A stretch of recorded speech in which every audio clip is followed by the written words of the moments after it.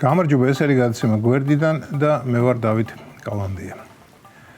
მე პოლიტიკაში ბევრი არ მესმის ისე როგორც ბევრ ჩვენთაგანს. განსაკუთრებით კი საერთაშორისო პოლიტიკაა ჩემთვის საკმაოდ გაუგებარი თემა. მაშინ რომ გავერკვე, ალბათ მილიონი ნიუანსი უნდა ვიცოდეთ. ანც ყველა ქვეყანას თავისი ელფერი აქვს და მიდი გაიგე იქ სადაა ძაღლის თავი დამარხული.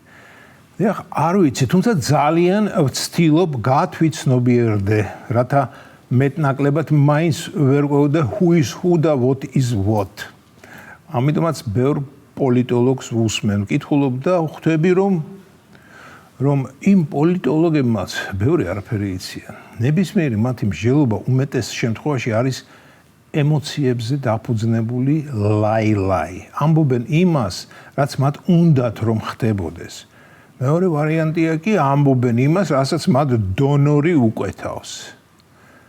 ადრე მეგონა რომ ის დარბაისელი ადამიანები, ვინც სხვადასხვა პოდკასტებსა თუ ტელეარხებზე გამოდიან და ამა თუ იმ ამბებს მიმოიხილავენ, არიან სრულიად მიუკერძოებელი პროფესიონალები. რაც თავარია, არ იტყუებიან და ლაპარაკობენ მხოლოდ იმას, რაც ნამდვილად იციან. აი ასეთი გულუბრყვილო ადამიანი ვიყავი საკმაოდ ზრდასრულ ასაკამდე. ჩემი ასე ვთქვათ, გამოფხიზლება დაიწყო 2022 წლის თებერვლის მერე რუსეთის უკრაინაში აგრესიამ ისეთი შოკი მიმაღებინა, რომ მე სერიოზულად დავინტერესდი მსოფლიოში მიმდინარე მოვლენები და დღეს გაცილებით უფრო მეტი ვიცი ვიდრე 3 წლის წინ. თუმცა ისიც ვიცი, რომ მაინც ბევრი არაფერი ვიცი. ამასთანავე ერთი ახლობელი შემხვდა, რომელსაც ჩემზე რატომღაც დიდი წარმოდგენა აქვს, მას გონია რომ მე მრავალ სფეროში ვარ გათვითცნობიერებული. თუმცა ეს ნამდვილად ასე არაა. ოდნავ მკითხა, ვის მოვუსმინო, ვინა ისეთი პოლიტიკური ანალიტიკოსი, ვინც მსოფლიო ამბების სრულ სიმართლეს გამაგებინებსო. დავფიქრდი, ვინ ურჩიო მეთქი, ვინ არის ისეთი, ვისაც თავიდან ბოლომდე ვენდობი. დიდხანს ვიფიქრე და ვერავინ მომიფიქრე, დიახ. მეგობრებო, ჩემი გაგებით ისეთი ადამიანი, ვინც მხოლოდ სრულ ჭეშმარიტებას ღაღადებს, ბუნებაში არ არსებობს. ყველა ადამიანი პირველ რიგში არის ადამიანი და აქედან გამომდინარე მიკერძოებულია. სიტყვაზე ერთსა და იმავე ამბავს ილიკო ჩიგოგიძე, ილარიონ შევარდნაძე, ზურიკელა ვაშალომიძე და ლევან ვარშალომიძე სხვანაირად მოყვებიან. და ვინ იქნებოდა მათ შორის მართალი? ერთი ვიცი რომ ვარშალომიძე ყველა შემთხვევაში მტყვანი იქნებოდა. სხვებზე ვერაფერს ვიტყვი. იდეალური პოლიტანალიტიკოსი ალბათ იქნებოდა ხელოვნური ინტელექტი, სუპერკომპიუტერი, რომელსაც არ გააჩნია გრძნობები, მიკერძოება და სიმპათიები. მაგრამ ასეთი ტექნოლოგია ჯერ მგონი არ არსებობს.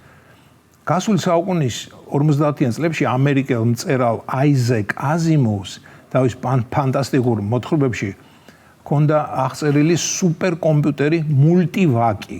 ეს იყო ეგრეთ წოდებული სამთავრობო კომპიუტერი, რომელიც სხვადასხვა კითხვას პასუხობდა და წყვეტდა ამა თუ იმ საჩოთირო საკითხებს. ჩემი წარმოდგენით, კაცობრიობა თუ კი საკუთარ თავს საბოლოოდ არ დაბრიდავს, მომავალში შეიძლება კომპიუტერულ მმართველობამდე მივიდეს. ქვეყანას ან დედამიწას შეიძლება მართავდეს სუპერკომპიუტერი, რომლის არც მოსყიდვა, არც გადმობირება, არც ნეპოტიზაცია არ გამოვიდოდა. ხომის გარეშე ვამბობ, რომ ამ საკითხზე სერიოზულად მიფიქრია და იქნებ ჩემი პროგნოზი ოდესმე გამართლდეს. თუმცა აქაც არის ერთი მომენტი, გააჩნია ვინ ჩატვირთავს ასეთ სუპერკომპიუტერში პროგრამას. პროგრამისტი არ უნდა იყოს არც ლიბერალი, არც კონსერვატორი, არც რესპუბლიკური და კიდევ ბევრი არც. ასეთი იდეალური მანქანა გადაწყვეტს ყველა ჩვენს პრობლემას, დაწერს კანონებს და მათ შესრულებას დააკვირდება. გამოითვლის განვითარების პერსპექტივებს, დააწესებს მზარდ ანკლებად საგადასახადო სისტემას და ჩვენ აღარ გვექნება პრეტენზია, რომ ვიღაც საბანს თავისკენ კაჩავს. ხომ მაგარი იქნება.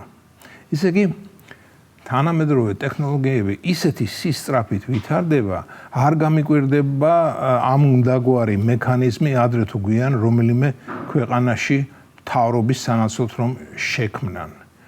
შეიძლება გაგეცინოთ, მაგრამ მე ილონ მასკის იმედი მაქვს, რომ ეს უაღრესად ნოვატორი კაცი რამე ამ დაგვარს შესთავაზებს კაცობრიობას. ხო და ასეთი სუპერტვინი მე ახლა გრიგოლ გეგელიას არ გულისხმობ. დიახ, სუპერტვინი იმუშავებს ჩვენ და საკეთილდღეოდ. ჩვენ კი მშვიდად და ლამაზად ვიცხოვრებთ.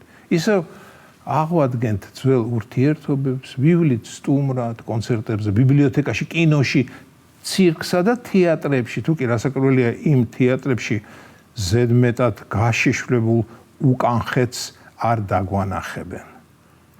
რას ფიქრობთ, არის ჩემს ფანტაზიებში რაციონალური მარცვალი, თუ ასეთი აზრები ზედმეტმა უძილობამ მომგვარა.